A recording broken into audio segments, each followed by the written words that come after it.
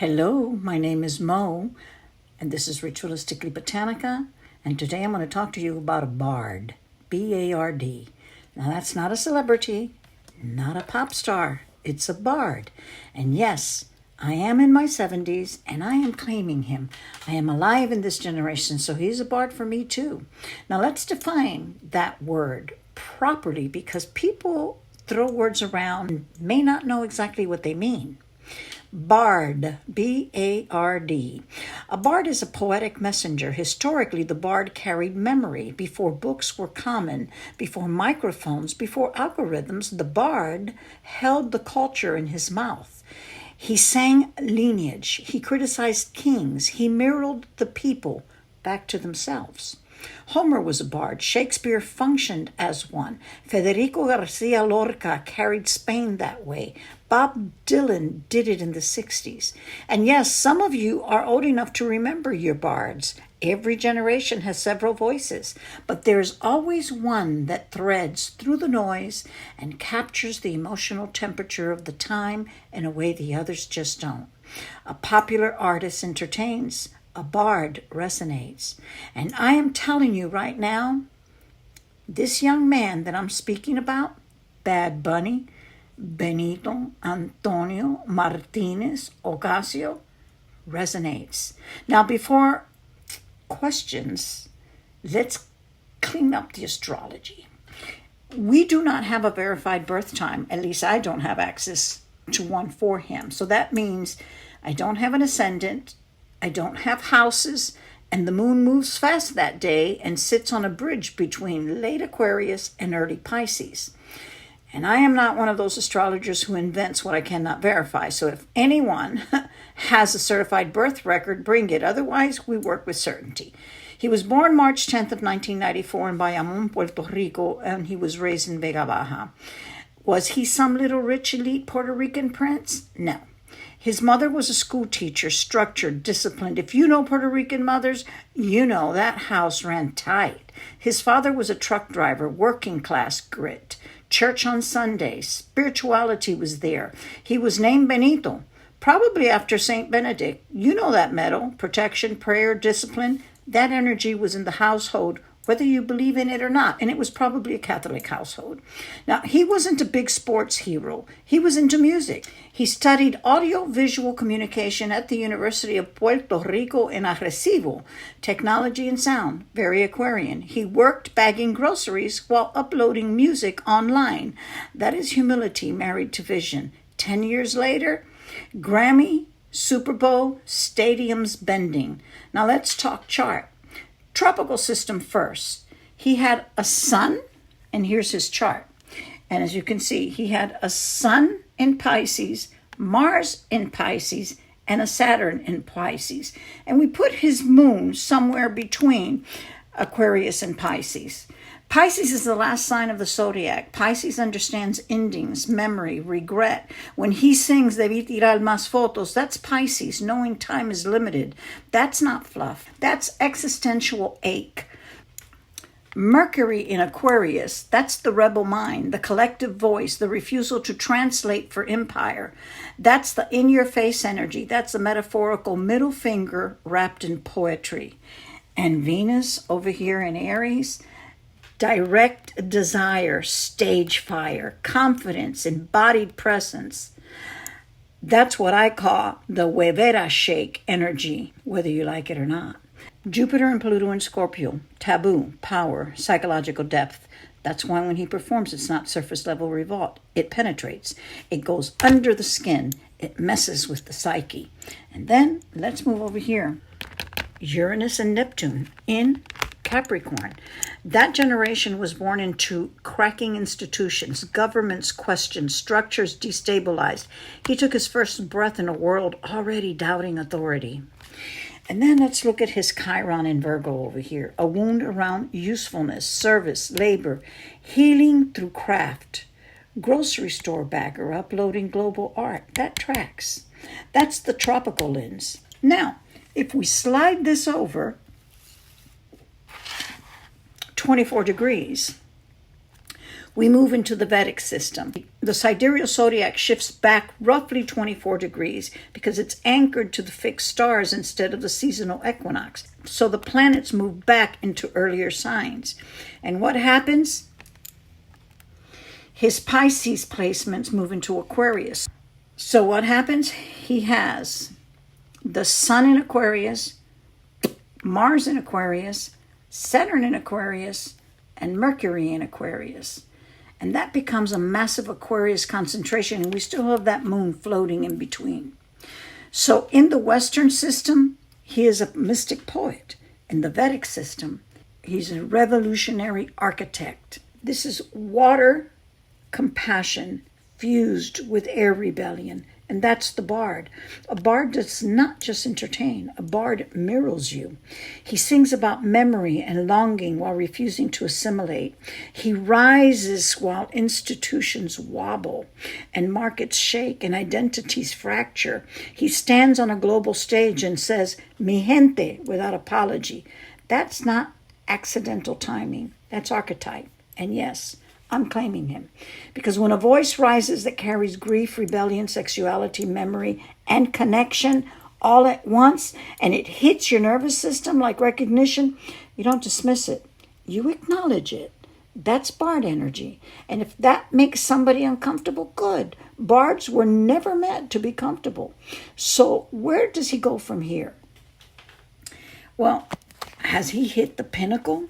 Grammy, Super Bowl, global recognition, stadium ritual. That's what the world calls the top.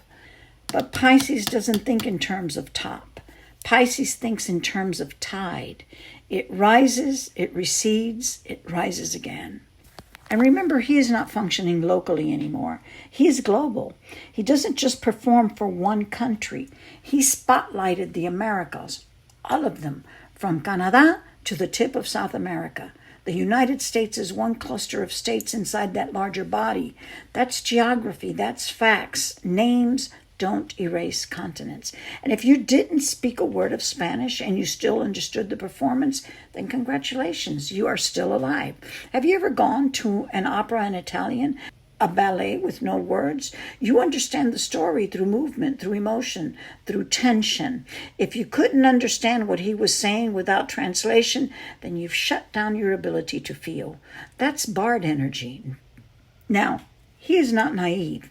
You don't rise that fast without understanding visibility equals vulnerability. Body armor is not paranoia, it's awareness. Sitting alone sometimes is not arrogance. It's strategic distance. Pluto, Jupiter in Scorpio. A Pisces Aquarius archetype understands something most people don't. Visibility creates projection. The higher you rise, the more myth attaches itself to you that requires protection for him, for his family, for anyone in his orbit. And he has not rushed into public domestic spectacle. No parade of children for social media. No hyper-curated perfect family display. That may be choice. That may be instinct. It may be simply that his path is not structured around traditional milestones. North Node in Scorpio doesn't choose the safe road. Now let's widen the lens. Let's talk about Pluto having moved into Aquarius, because it did that recently and will be there for several years. Pluto digs, Pluto exposes. Aquarius rules systems, networks, and collective ideology. So when Pluto moves into Aquarius, it starts pulling the wiring out of the walls. Now, in the commonly used Sibley chart for the United States, July 4th of 1776, Philadelphia, Aquarius rules the third house. If you're using Sagittarius rising in that chart, that house governs communication, media, narrative, education, local systems of information. Pluto and Aquarius there, narrative upheaval, information warfare, collective reprogramming. All of his Aquarius planets sits in the U.S. chart's third house. The U.S. chart also has its moon in Aquarius, and that's the emotional body of the nation.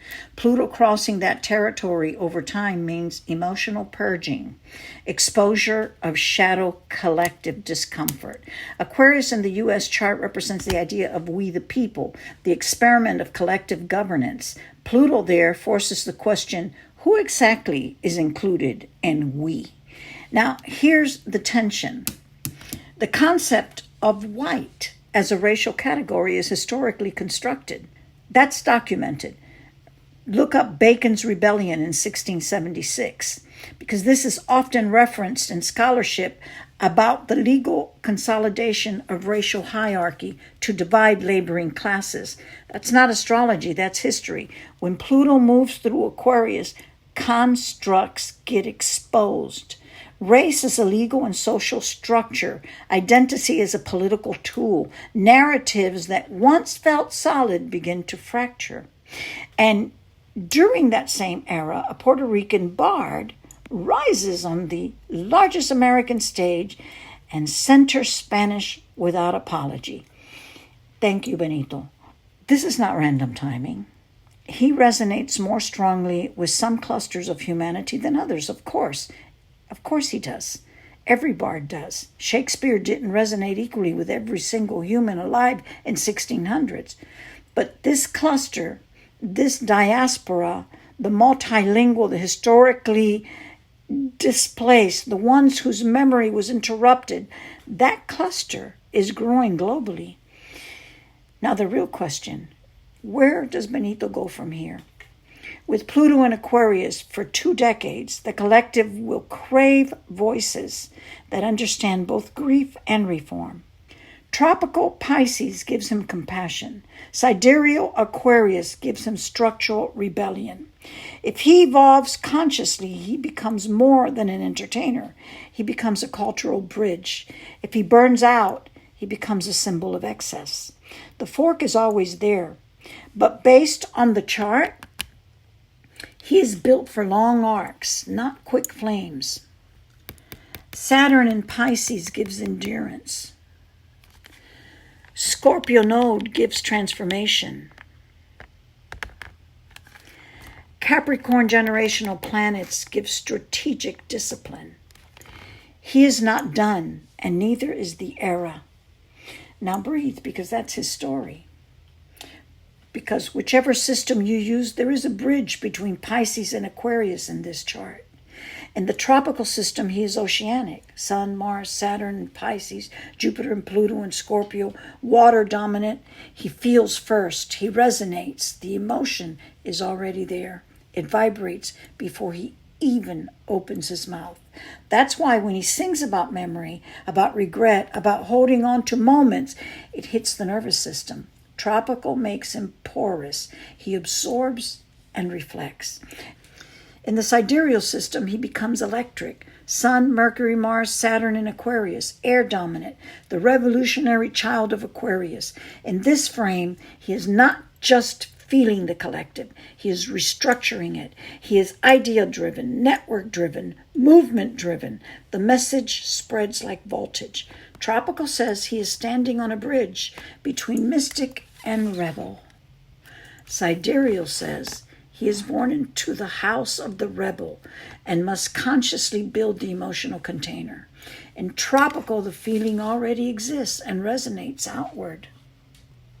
In sidereal, the concept comes first and the feeling is constructed through the message. Oceanic versus electricity, water versus air, resonance versus transmission. Either way, the bridge is undeniable. And that's why he functions as a bard. Because a bard doesn't just sing pretty songs. A bard carries the emotional undercurrent of the time and translates it into something the masses can feel. In one system, he dissolves resistance. In the other, he disrupts structure. Either way, the message lands. And that's not accidental. That's archetype. Thank you for stopping by and listening. That's all I've got for you. Bye-bye.